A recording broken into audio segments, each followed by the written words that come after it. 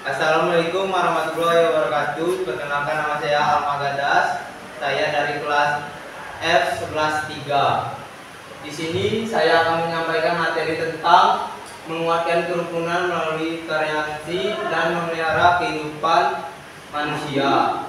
Baik, ke materi yang pertama. Pengertian kerukunan dan toleransi. Kerukunan adalah keadaan masyarakat yang hidup dalam keharmonisan tanpa konflik atau perselisihan yang merusak.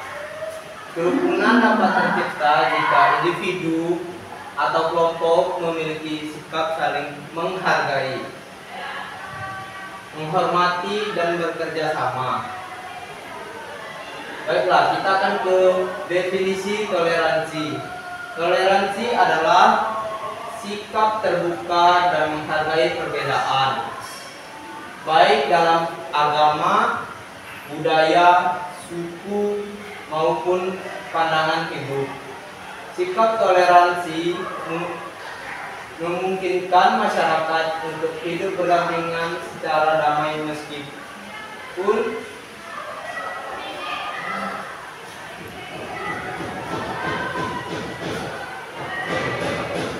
pentingnya toleransi dalam masyarakat. Toleransi memiliki peran penting dalam menjaga kerukunan sosial. Di antaranya, mencegah konflik sosial. Dengan menghormati perbedaan, potensi konflik dapat diminimalkan. Contohnya, seperti kita saat bermain. Kita harus bertoleransi kepada orang yang tidak mempunyai mainan seperti kita dan bermain bersama. Meningkatkan solidaritas. Toleransi membangun rasa persaudaraan dan kesamaan dalam masyarakat. Menjaga keutuhan bangsa dalam masyarakat yang majemuk. Toleransi menjadi kunci dalam menjaga persatuan dan kesatuan. Membantu perkembangan sosial dan ekonomi. Lingkungan yang harmonis memungkinkan pertumbuhan ekonomi dan sosial yang lebih baik. Baiklah, kita akan ke halaman selanjutnya. Cara menguatkan kerukunan melalui toleransi. Agar toleransi dapat memperkuat kerukunan, diperlukan upaya dari berbagai pihak, baik individu, masyarakat, maupun pemerintah. A. Menghargai perbedaan. Setiap individu harus memahami bahwa keberagaman adalah bagian dari kehidupan yang tidak dapat dihindari. Menghormati perbedaan agama, budaya, suku, dan bahasa adalah langkah awal dalam menciptakan masyarakat yang rukun.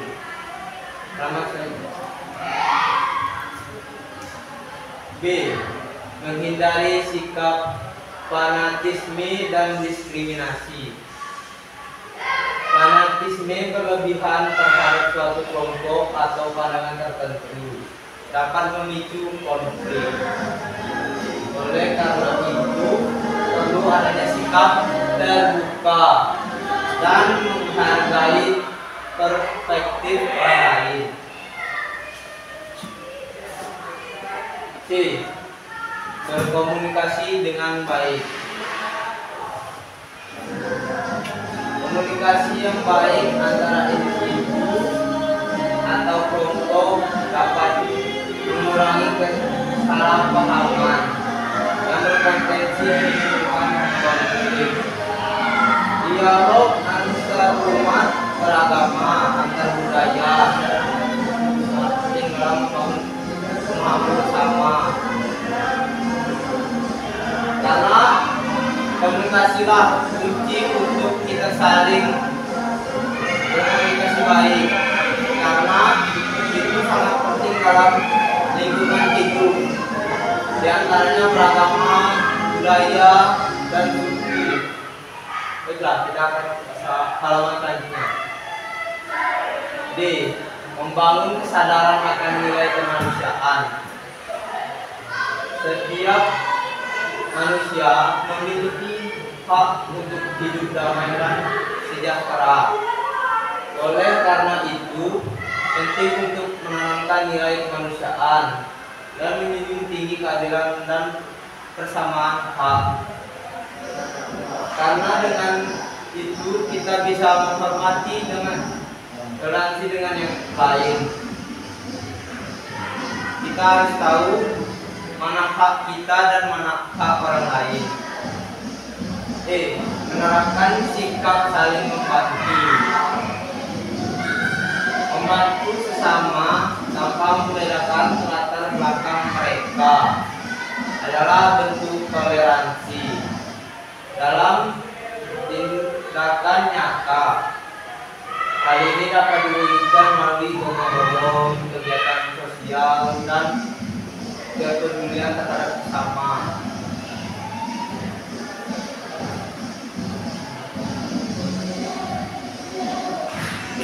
Saling membantu ini adalah sikap yang penting dalam lingkungan hidup manusia, karena kita dapat berinteraksi dengan sesama manusia, saling membantu untuk kemudian bersama. Salam selanjutnya, memelihara kehidupan manusia melalui toleransi.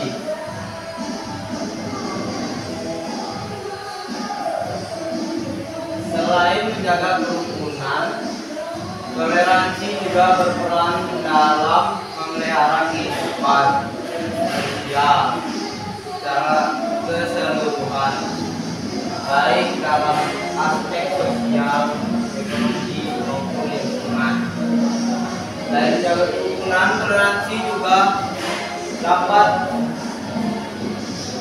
berperan penting dalam umat beragama untuk saling menghormati kepercayaan masing-masing agama tersebut. Dalam aspek sosial, toleransi menciptakan hubungan yang harmonis dan damai, sehingga masyarakat dapat dengan aman dan nyaman. Ini adalah hubungan untuk masyarakat saling hidup dengan saling toleransi tanpa adanya kericuan konflik di antara lingkungan masyarakat. Baiklah, kita ke halaman selanjutnya. Dalam aspek ekonomi, lingkungan yang damai memungkinkan pertumbuhan ekonomi yang lebih stabil, karena masyarakat dapat bekerja dan berusaha tanpa gangguan konflik. Maksud dari sini adalah mereka dengan konflik ini mulai toleransi untuk bekerja saling bantu tanpa mengganggu yang lain perekonomiannya. Dalam aspek lingkungan, toleransi juga mencakup kepedulian terhadap lingkungan, di mana setiap individu bertanggung jawab untuk menjaga kelestarian alam demi kehidupan yang lebih baik bagi generasi mendatang. Baiklah, halaman selanjutnya. Baiklah, saya akan melanjutkan materinya. Kita kali ini akan membahas isi kandungan surah Yunus ayat 40 sampai 41. Quran surah Yunus ayat 10 secara berturut-turut menjelaskan tentang golongan orang yang beriman dan mengingkari Al-Quran. Orang-orang yang beriman kepada Al-Quran akan memperoleh manfaat. Berdasarkan kedua ayat tersebut, diketahui bahwa setiap amalan yang dikerjakan manusia adalah untuk manusia itu sendiri. Sebab Allah SWT Maha mengetahui dan Maha adil. Setiap orang yang beriman harus memiliki keteguhan pada keyakinannya. Ayat tersebut juga mengajarkan manusia tentang pentingnya sikap saling menghargai dengan tidak mengganggu aktivitas agama orang lain. Adapun sikap dan perilaku yang menunjukkan pemahaman terhadap Quran surah Yunus ayat 40 sampai 41 diantaranya sebagai berikut. 1.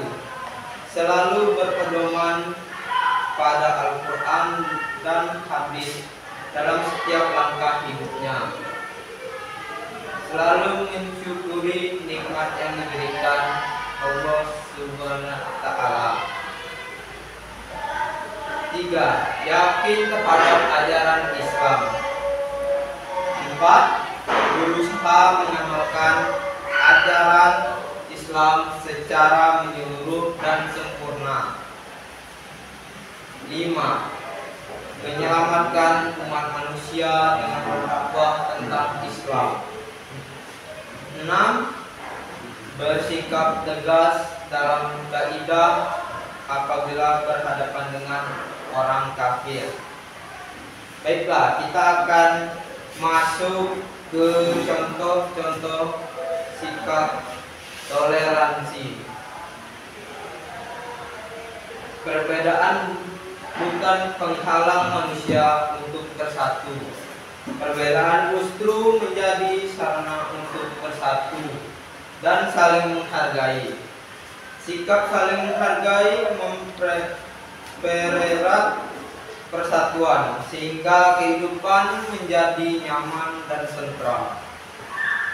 Di dalam ayat Quran Allah SWT memerintahkan agar manusia menerapkan sikap toleransi dalam kehidupan sosial, sebab di dalam kehidupan sosial tidak lepas dari berbagai macam perbedaan baik ras, bahasa, suku maupun agama. Berikut contoh-contoh sikap toleransi. 1. Toleransi internal umat Islam. Toleransi antar sesama muslim, yaitu menghargai dan menghormati mazhab yang dianut muslim lain dan tidak memaksakan mazhab tertentu kepada muslim lain. Selain itu, toleransi internal umat Islam juga dapat diwujudkan melalui silaturahmi, seperti saling mengucap salam, memberi undangan, memberikan nasihat,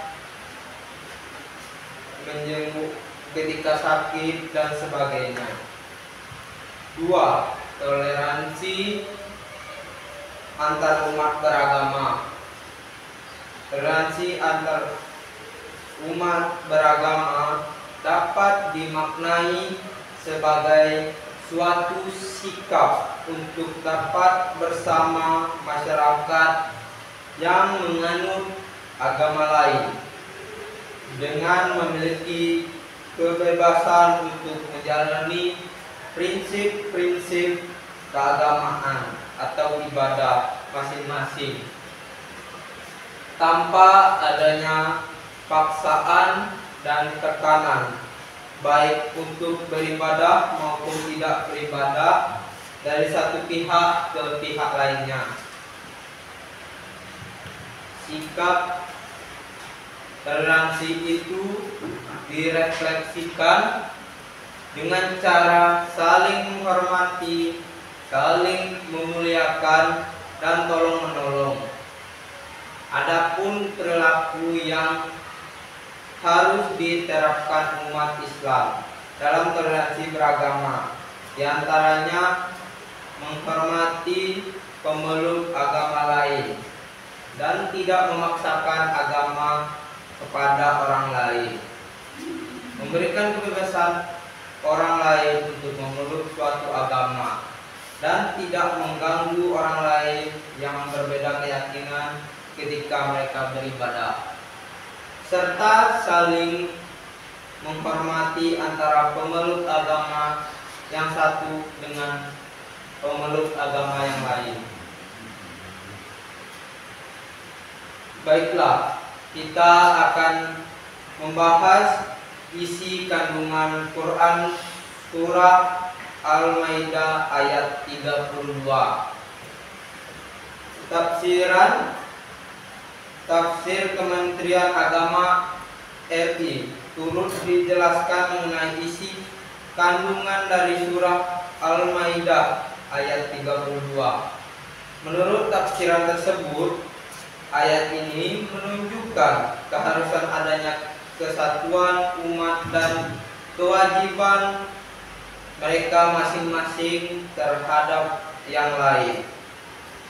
Adapun di antaranya harus menjaga keselamatan hidup dan kehidupan bersama, dan menjauhi hal-hal yang membahayakan keselamatan orang lain. Hal ini dilakukan karena manusia tidak bisa memenuhi kebutuhan sendiri, sehingga memerlukan tolong-menolong, terutama untuk hal-hal yang berkaitan dengan kepentingan umum. Adapun isi kandungan surah Al-Maidah ayat 32 yaitu sebagai berikut. A. Membunuh merupakan dosa besar. Membunuh satu orang tanpa alasan yang dibenarkan seakan-akan membunuh manusia seluruhnya.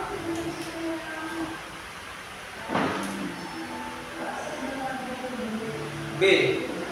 Memelihara manusia berpahala besar.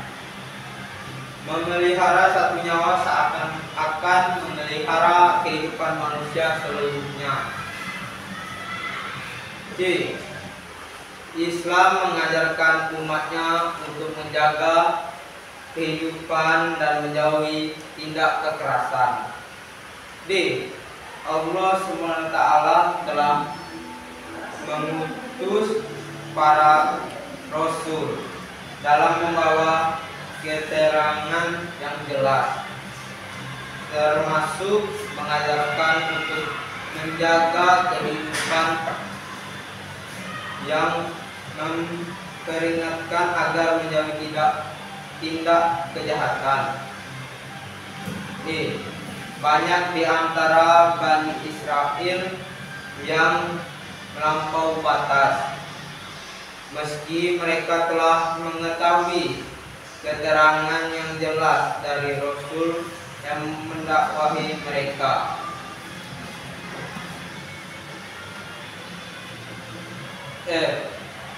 Ayat ini juga berisi hinaan dan kecaman atas Bani Israel yang suka melampaui batas, melakukan pelanggaran dan sering membunuh tanpa sebab yang dibenarkan.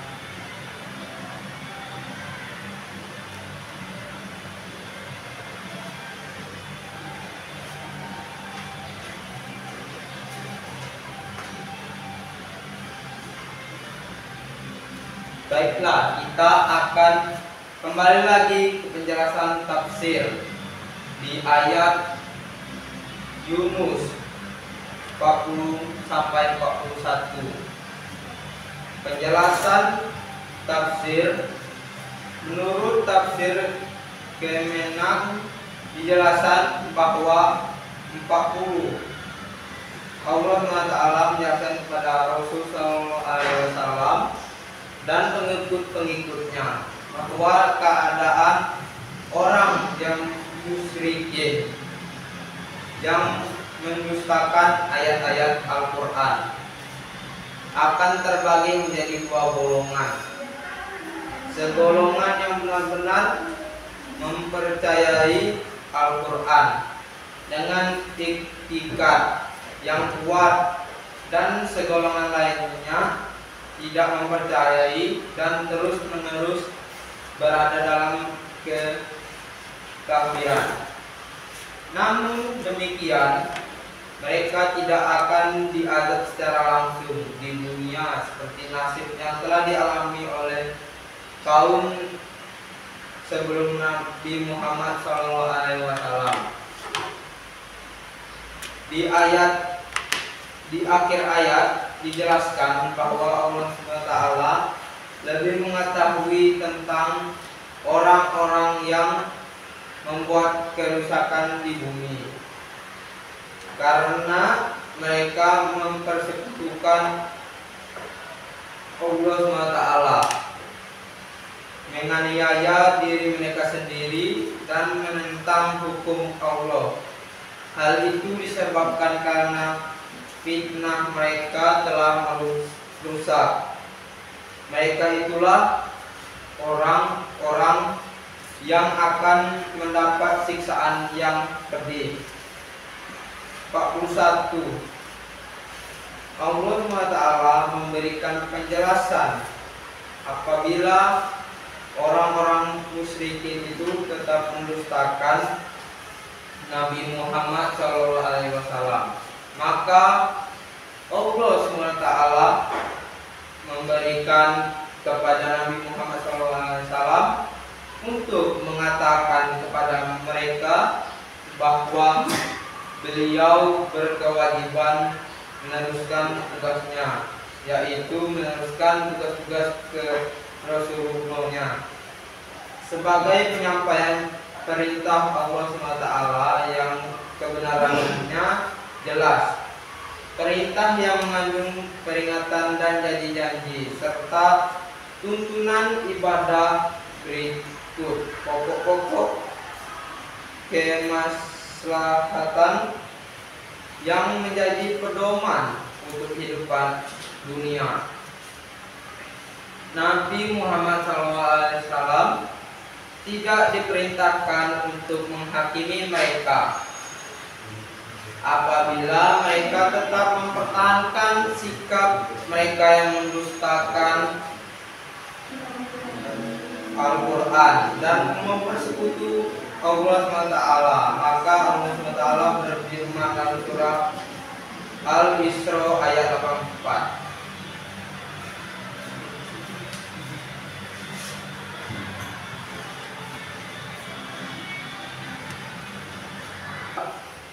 Baiklah, saya akan membacakan surah Al-Isra ayat 84.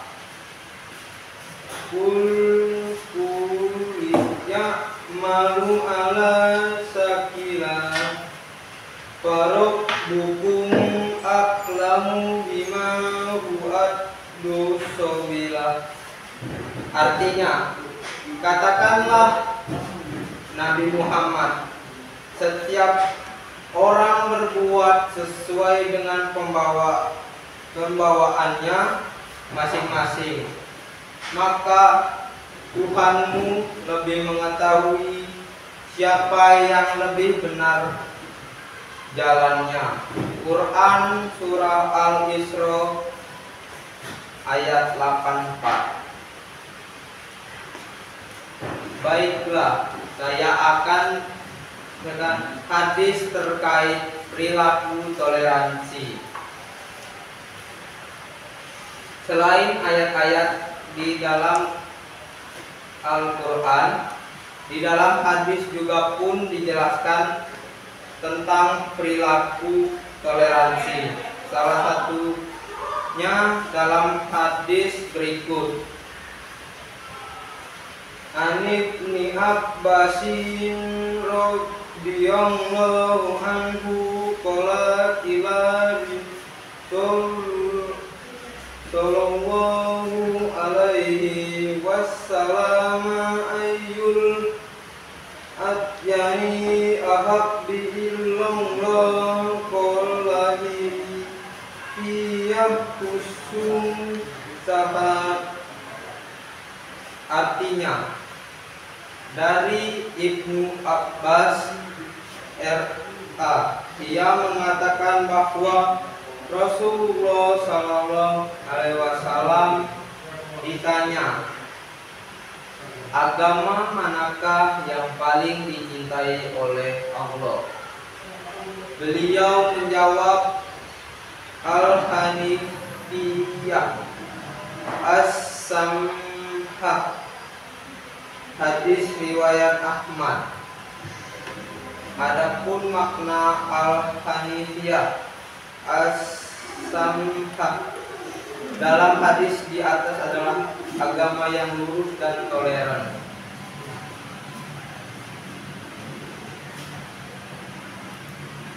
Baiklah, kita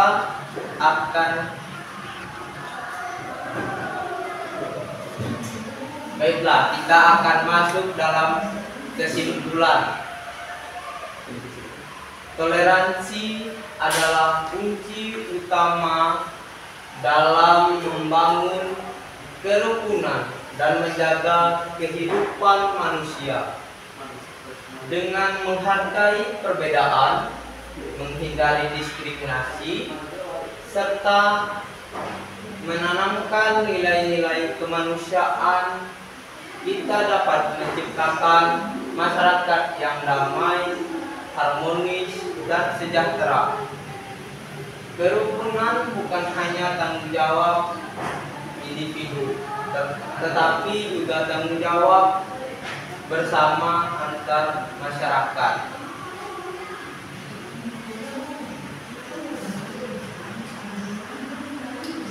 Baiklah, itu saja yang dapat saya sampaikan.